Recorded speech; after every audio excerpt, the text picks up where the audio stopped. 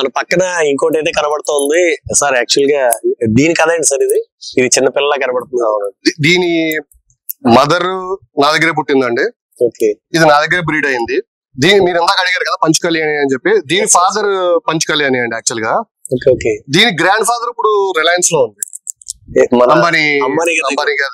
Reliance లో దీని grand father ఉంది అన్నమాట.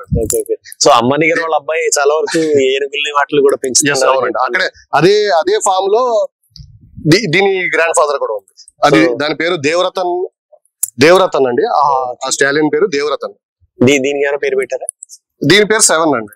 7 అదేంటిది? నా లక్కీ నెంబర్ 7. దాని వల్ల దీనికి 7 అని పేరు పెట్టారు. సో ఇది 7 ఇంచుమించు పంచకళ్యాణి జాతికి సంబంధించినటువంటి వాటిల్లో ఆ బ్రీడ్ కి సంబంధించింది. అంటే ఇది పంచకళ్యాణి జాతి కానీ ఆ బ్రీడ్ కి సంబంధించింది. దీని ఫాదర్, దీని గ్రాండ్ మదర్, దీని గ్రేట్ గ్రాండ్ మదర్ కూడా పంచకళ్యాణి. ఓకే. అంటే దీని కాస్ట్ ఎంత ఉండొచ్చండి? ఏదో 1 crore ప్లస్ అండి. 1 crore. అంటే ఇవన్నీ చూస్తుంటే నాకు అనిపిస్తుంది, అంటే ఏంటి అసలు వీటితో ఏమైనా రేస్లు ఏమైనా చేస్తారా, ఎలాగ అసలు? మీకు చెప్పాలంటే యాక్చువల్లీ ఇండియన్ బ్రీడ్స్ ఏ కూడా రేస్ కి అసలు ఎలిజిబుల్ కూడా కాదండి. చాలా మంది దృష్టిలో ఏంటంటే ఈ గుర్రం పేరు చెప్తే వాళ్ళు వెంటనే దాన్ని రేస్ చేస్తారా అంటారు. నేను 18 years నుంచి హార్స్ ఇండస్ట్రీలో ఉన్నాను. ఇప్పుడు వచ్చి కనీసం నేను రేస్ క్లబ్ లో కాల్ కూడా పెట్టాల. నాకేంటంటే బ్రీడింగ్ లేదా రైడింగ్ హార్సెస్ ని పెంచుకోవడం నా ప్యాషన్. సార్ దీని చిన్నపిల్లలు అన్నారు కదా, యాక్చువల్ దీని ఏజ్ ఎంత అండి? ఇది 1.5 year అండి. దీనికి 1.5 year అండి. దీనికి ఫుడ్ ఏం పెడుతుంటారు యాక్చువల్ గా? ఒక 10 to 15 టైప్స్ ఆఫ్ గ్రెయిన్స్ అండి.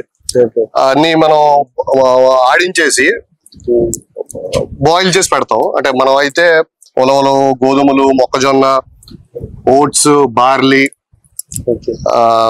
ఇవన్నీ కలిపేసి ఉడకబెడతాం అండి. ఉడకబెట్టేసి గోధుమ పొట్టులో కలిపి పెడతాం మనం అయితే. అంటే వీటికి ఫేవరెట్ ఫుడ్ ఏమైనా ఉంటుందా? క్యారెట్స్ గానీ, బనానాస్ గానీ, యాపిల్స్ ఇవైతే బాగా ఇష్టంగా తింటాయండి. సో హార్స్ యొక్క పవర్ గురించి విన్నా, హార్స్ ప్రైస్ గురించి వింటే మాత్రం మధ్యపోతుంది నాకు.